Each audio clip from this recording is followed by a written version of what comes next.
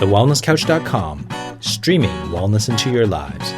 Welcome to Love Life, featuring your hosts, Rebecca Detman and Jane Donovan. The sun shines bright as it moves across my face. I feel the light. Welcome to Love Life. I'm Rebecca Detman. And I'm Jane Donovan. And this is your weekly love, sex, relationships and emotional, spiritual show that we love to bring to you every Wednesday on thewellnesscouch.com. And today we're talking to those of you who are in a relationship, particularly maybe a long-term relationship, because obviously we do often tend to look a lot of advice on this show for singles, for the dating world, for, that is Jane's area of expertise. But we have been getting a little bit of feedback from those of you who are in the longer-term relationships that you'd like some tips and some tools for building them and growing them and enriching them in ways beyond where you're currently at. Even if you've been with your partner for 20 years, how can you take it to that next level? Yeah, I like this topic. I think this is lovely. And I think it's so easy when you're in a good relationship. It's very easy to get lazy in it and to just cruise it along and then get busy and kick goals in other areas. But what if you were to take some of the energy that you apply in other areas of your life and apply it to your relationship to take it to a whole nother level? And so I think what we're going to do today is talk about a few different tips and tools that you can use. I think one of my favorites is the old boring date night, which just gets left off we tend to go to these tools when the relationship is in trouble or not necessarily trouble, but where you feel like you're a bit disconnected. But what if you use these same tools when you are connected to gain a greater connection? So it's making that regular time commitment to be able to spend time together, with it being just the two of you, not with friends, not with family, not with children, not with, the TV on in the background, but that beautiful date night. And one of my lovely friends has a thing going where her partner and her, they alternate who organizes the date night. So they get to, have their own desires met of what they might like to do for the date night, but they take it in turns and it becomes this surprise thing, and they don't share with each other what it is that they're doing. And so it builds anticipation. Then there's the surprise element. Often they put things in that are new, that are perhaps on their bucket list that they've always wanted to do. And it can be little things or big things. So there's the surprise element, and then there's the opportunities of trying something new, which they are doing together as a couple, creating new memories, new experiences. I love that idea, Jane. Now, I'm going to talk about Esther Perel, P-E-R-E-L. If you put her name into Google, you'll find her as one of the thought leaders in the TED.com speeches. There's that amazing website where you can watch thought leaders who lecture, experts, people who lecture all over the world on every topic in the world. Esther Perel has dedicated her life and her studies to how we can bring that amazing feeling of first love, the tingles, the butterflies, the rush of exhilaration, how we can bring that feeling into relationships that have been around for a really long time.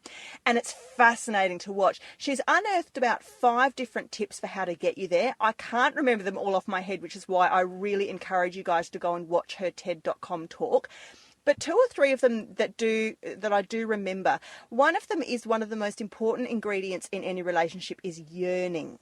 And of course, when you live with someone, and if you've been married to them for say 20 years, you don't get a chance very often to miss them, unless they work in the mines or they're in the army or they're away, if your husband or if you're away a lot for business. But there's so much to be said for absence makes the heart grow fonder in relationships, that sometimes it's an important thing, because through yearning comes desiring and also imagination.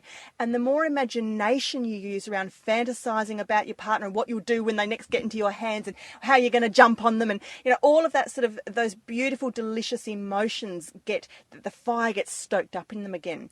Another thing that she mentions is often if you will step back and actually see your partner in a light that you don't often in a normal everyday sense around the house or the kitchen get to see them in. For example, let's say your husband's giving a talk, he's giving a lecture on a topic, or he's doing something in his career where he's really in an amazing light, and you might be in the audience, or you might be on the outer looking in, and you get to see him in that moment of glory or that moment of, he's just got a bit of an aura around him, and you almost get to see him through everyone else's eyes, and it kind of tickles you a bit and it makes you very proud, and it makes you think, well, I'm the lucky one who gets to get that man home. So there are a couple of the things that Esther Perel mentions. Jane, have you got some more tips and tools? I like that one. That's lovely. Okay, so I like looking at the emotional, filling up the emotional love bucket as well. And I'm a big fan of paying compliments. Now, it's so simple, but we kind of forget that in the everyday. So if you're getting ready to go out and your partner's put effort into their appearance, compliment them on their appearance. If one of you has put effort into cooking a nice meal for the other, compliment them on it. But get into the habit of making sure that you do 3 compliments every day to your partner. So using the words, okay? So what I'm basically doing here is going through the 5 love languages. And even though we've talked of this in other podcasts where we have a primary love language, I actually want people to tackle all 5 love languages to take their relationship to the next level, because you may be conversing to them or demonstrating your love to them in their primary love language, which fills their love bucket the most. However, most people will relate to all 5. So the compliments is the words of affirmation love bucket. So even if they only relate to that 20%, what we're doing is adding an extra level to a relationship that's already good. So it's going to naturally fine-tune things and take it a little bit further. So if we then look at the other love languages, so we've got acts of service. Write a list of all of the things that you think you could do for your partner, big things and little things. In fact, the more little things, probably the better, because you can do it more frequently. And then you do something for them off of that act of service so that they then feel that love in that language. Actually, Beck, you've got a nice twist on this. Do you want to share what my husband and I do? Yeah, I love this. Now, this is beautiful. I've probably told this story before, so apologies for those who it's a double up, but it is really relevant to this particular podcast. So my husband and I went through this process, I think it was last year, where he actually came bounding in at 11 o'clock one night with the Love Languages book, which for those of you who don't know is by Gary Chapman. So definitely invest in a copy or jump on the website, the5lovelanguages.com, I think it is. There's a quiz. There's a multiple quiz that you can take in the book or on the website, which helps you figure out which love language you are. Now, my husband and I worked out that we are both the words of affirmation as our primary love language. Jane, let's just go through all 5. Words of affirmation. Yep. Touch. So physical touch. Physical touch. Mm-hmm. Time. Quality time. Acts of service. And gift giving. So my husband and I are words of affirmation. Now, what we did was we sat down on the couch with a pen and a paper, and I told him every single thing that I absolutely adore for him to do for me. And it was a really wide-ranging list, because it wasn't obviously all words of affirmation. It was stuff like, I love it when you take me to a restaurant. I love it when you give me a foot massage. I love it when you pick up the kids and I don't have to. All of those kinds of things. And surprise me with tickets to Paris, Brett.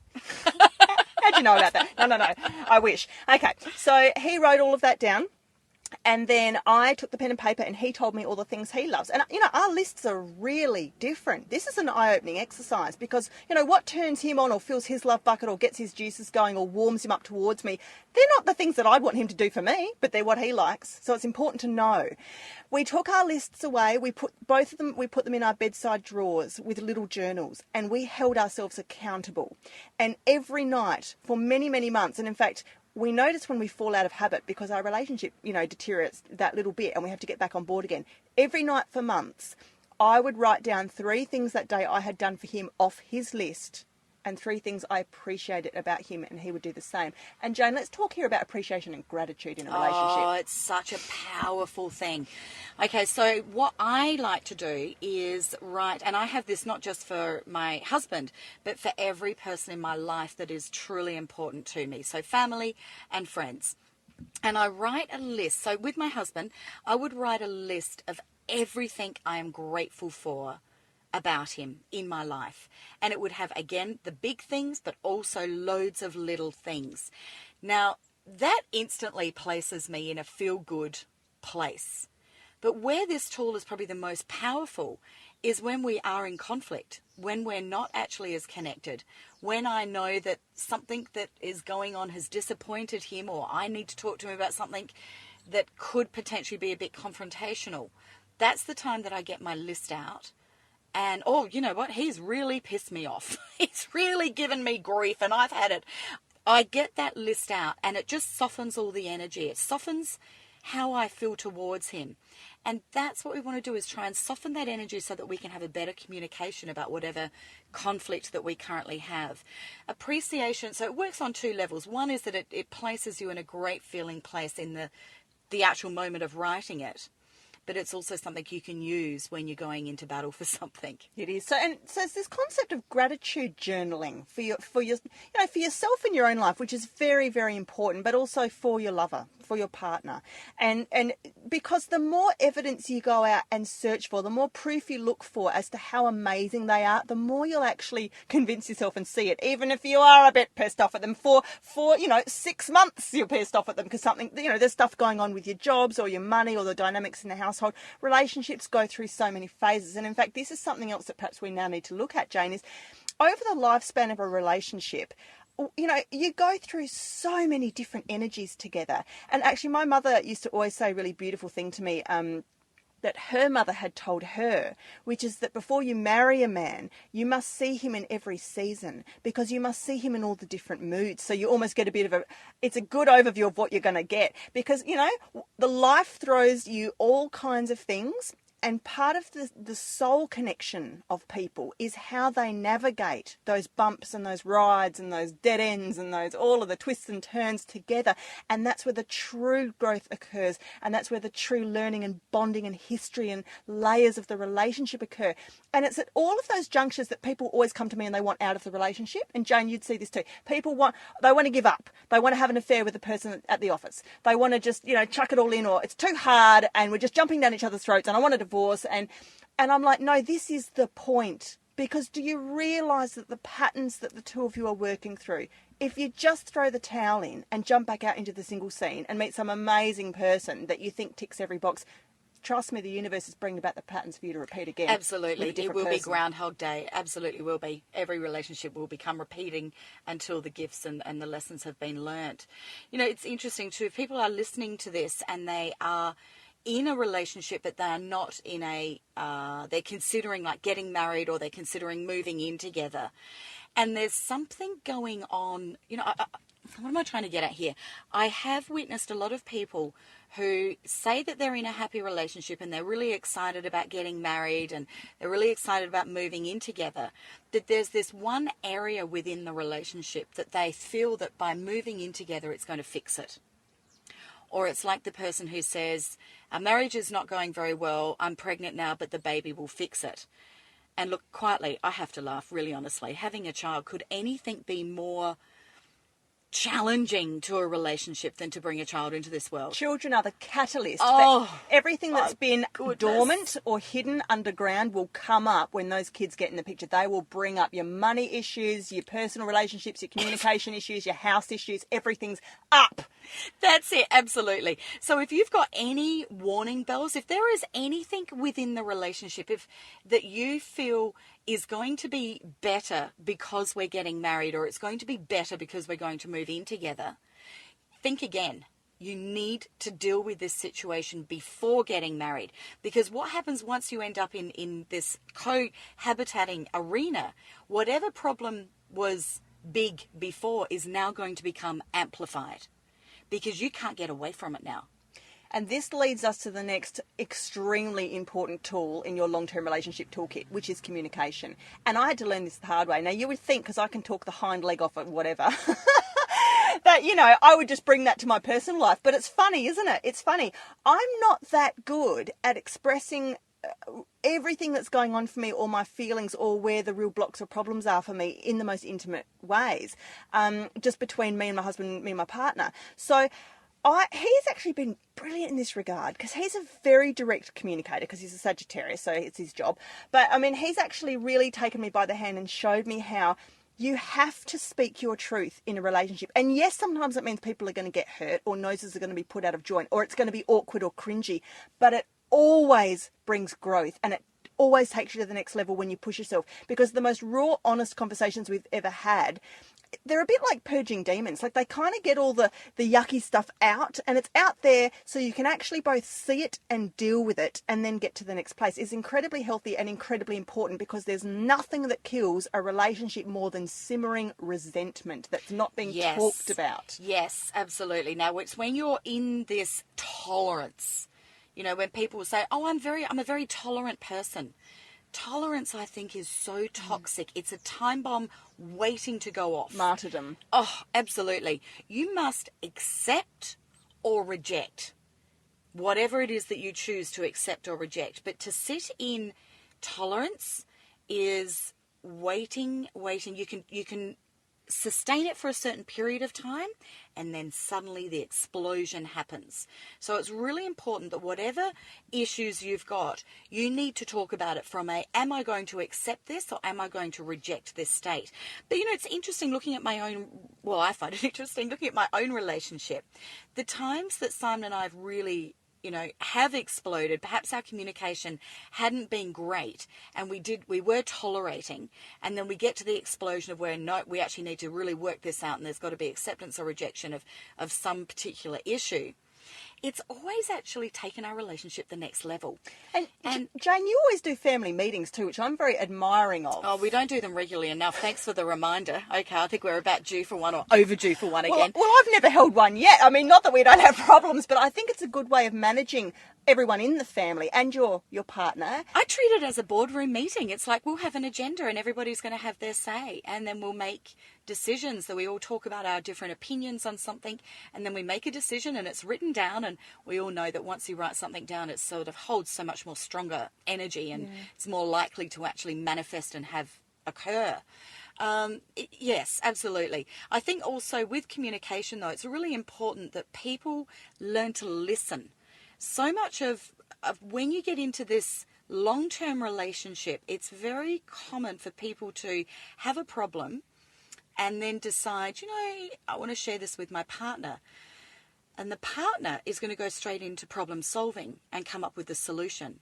When the reality is that the person who's got the problem is not yet ready to solve the problem. They're just ready to start to release some of the energy of the problem by sharing it. You know, that thing of a problem shared is a problem halved, or whatever that saying is. And so watch that you're not rushing to fix something for someone that they're not ready to have fixed, because what will ultimately happen is that your relationship will actually get distanced rather than closer. So the way to get closer in this scenario, if somebody's sitting down and they're wanting to share with you, I've got this big problem at work, and they just want to talk it all through, so you listen, just listen, and then guide them so that they can come to the solution themselves, because that is empowering. When somebody else constantly fixes something for you, that's not empowering. So listen to what the problem is, and then ask questions such as, what do you feel you could do from here? What do you feel is the next stage? What is it that you would like the end picture to look like? Have you got some thoughts and ideas on what steps you would take to get to that end picture? And as you're asking the right active questions, they start to come up with their own ideas and their own solution. So what you're doing now is creating a most rich, strong bed of compatibility, and I've got your back, and I'm here to help you to come up with your own solutions so that you are empowered to be able to continue to have this growth. It's enabling in a positive way rather than sometimes we enable in a negative way, isn't it? Yeah. By feeding each other's insecurities or, you know, idiosyncrasies and all that sort of stuff. But that's a really beautiful example. I really love that, Jane. And it's kind of leading me into the personal responsibility bandwagon now, because the other thing about a relationship is, yes, it takes two to tango. But how often do we go around in a relationship just thinking about the other person? It's them, we blame, we point the finger. That's his fault. He did that in, you know, that's from childhood, or he blah, blah, blah. And we've got lots and lots of accusatory type things that we love to lump on the other person so that we are the suffering victim through it all. And of course, all relationships are just mirrors that are holding up a reflection to you and your stuff and the issues that you are being called upon to work on right now by the universe.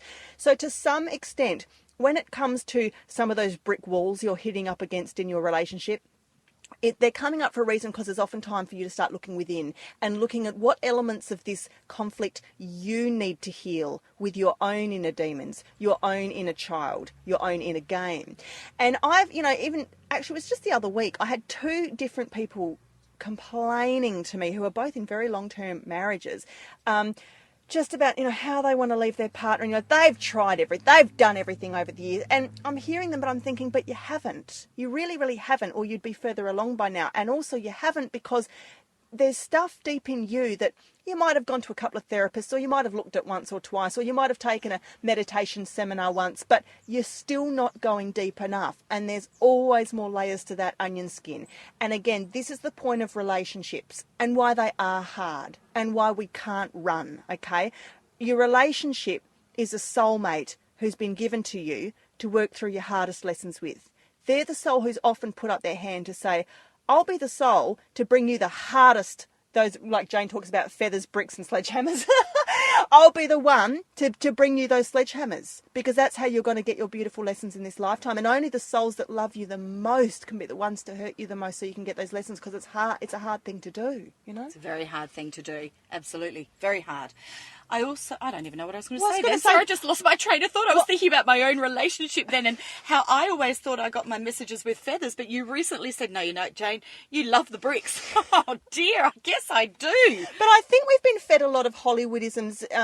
One of my mum's friends used to always say, because in the olden days, in the 50s, they always used to do these grand movies with like circular staircase, like the grand spiraling staircase, where like the lover would be at the bottom and the girl would come down in her big dress, And she's like, I always thought life was like, the staircase in the movie, and it's not, because the Hollywood movie lasts 50 minutes and the relationship lasts 50 years, and a lot of stuff happens, and it's not like everything's perfect and beautiful once the ring gets on the finger, is it? It's not. We're fed lies in that regard. We really are. No, we absolutely are.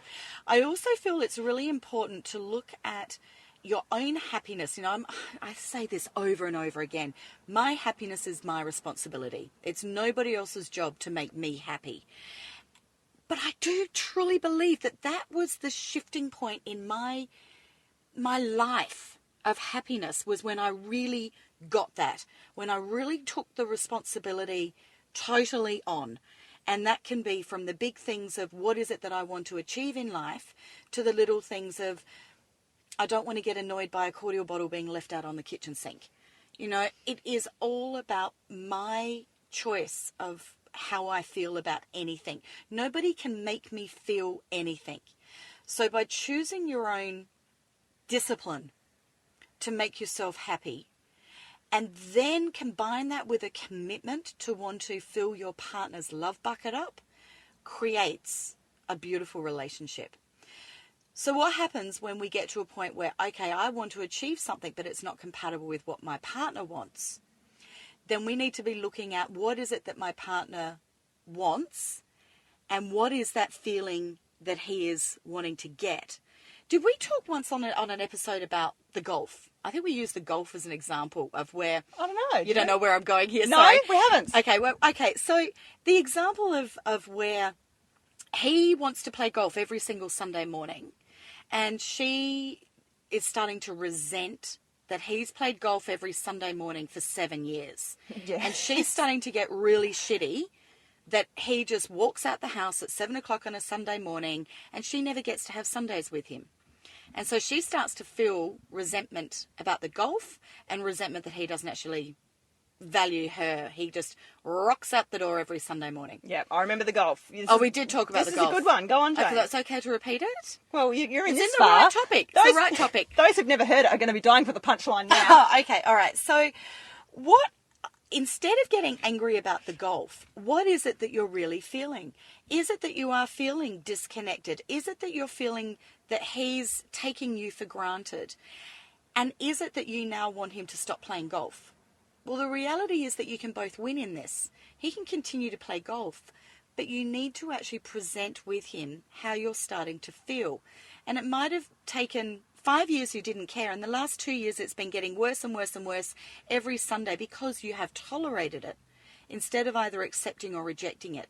So now you need to start gently telling him how you're feeling. So instead of saying, I hate the fact that you go to golf every Sunday, it is, I'm starting to feel a little bit sad that we don't get to do perhaps the occasional Sunday outing because you have golf every week.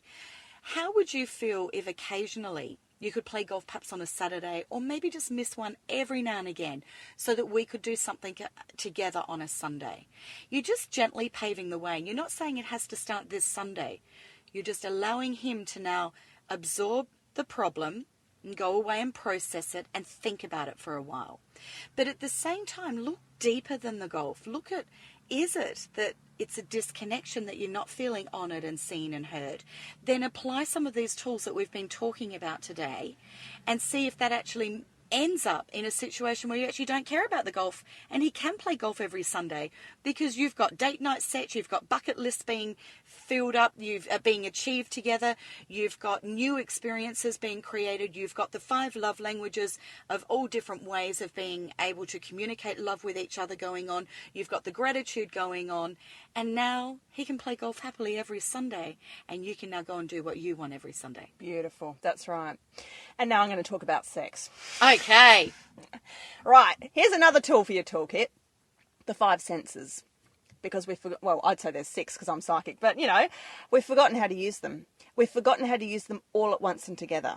Now, for those of you that know the Kama Sutra and Tantra and all of those beautiful ancient traditions, they heavily, heavily rely on the invocation of setting the scene for lovemaking. Okay, so when you go and look in the ancient Indian sacred texts, we've got rose petals scattered in bath water that's, with oils dropped in. They're burning frankincense in the air. There's food laid out, finger food, like juicy figs and, velvety grapes and things to pick up and feed each other with the fingers. There's the tactile sensation of the soft rugs and the silks and the throws on the floor. There's the, Siroccan breezes blowing in through the gauze curtains, or the scent of the ocean outside. You're making love by starlight or twilight or candlelight. There's all of these beautiful, amazing senses that are being evoked and titillated, if you like, which add to the magic and the sacredness of the coming together of the experience. Because let's face it, so, here we are in 21st century, jump in the car, get home, long day, sit in traffic, you finally make it home, chuck something in the microwave. Well, you don't if you listen to the Wellness Guys. You'd be hand making your quinoa salad with, anyway. Jane and I having a laugh. No, but we respect that you're all healthy, well-being listeners. But, at the same time, we live these very, very chaotic lives. We're buzzing around. We've got the TV on. We've got the, the fluorescent lights buzzing overhead. We've got the radioactive computer screen sitting in front of us on our laps. And then we flop into bed, or we manage to quick kiss on the cheek on the way past to the toilet. And then, and then here we are, and we're suddenly flopped in the sack and we're supposed to just turn on magic. And it doesn't happen. It doesn't. It's just too hard. So the quickie has its place, though. The quickie will still connect. However, scheduling in the time, and I love the way you described all of those senses, and of course, adding beautiful music as well. Music, of course. Touch, massage oils. I haven't even gone into all the different ways. But I actually think we should do a podcast just on this. Oh, we're just about to. I can feel one coming, Jane. What better to follow this show than a sex show? Okay. I mean, we've just done relationships, so I think maybe we do need to look at exploring the intimate connection with each other as well. Jane, are there any final thoughts you want to leave our listeners with this week on the topic of taking a relationship to the next level? Try every single one of these tools that we have talked about and you'll get your favourites. You'll find some that fill your love bucket up more, fill up the connection more than others. Grab your favourites, use them, and remember that if you're not proactive, it's not going to happen. Thank you. Blessings to that. Now, remember, folks, we'd love to hear your feedback, so you can provide it in any number of ways, but the best is to go to our website, which is thewellnesscouch.com/love-life. And if you've liked this episode, please subscribe to the podcast on iTunes, and you can also check out thewellnesscouch.com, where you can view the entire range of wellness podcasts available, including the number 1 show, The Wellness Guys. Jane, I've had so much fun with you. Thank you, as always. It's been fabulous. So until next week when we do sex, continue to double your happiness. Yay. This has been a production of TheWellnessCouch.com. Check us out on Facebook and join in the conversation on Facebook.com/TheWellnessCouch. Subscribe to each show on iTunes and check us out on Twitter. The Wellness Couch, streaming wellness into your lives. Hi, this is Dr. Lawrence Tam from Inside the Champion's Mind. So how does spending 10 hours with the Wellness Guys, the Up for a Chat Girls, and 500 other wellness-minded people sound to you? Well, on Saturday, August 17th at the Crown in Melbourne is the place to be for our next Wellness Summit. Group discounts are available for 10 or more delegates, so why not bring your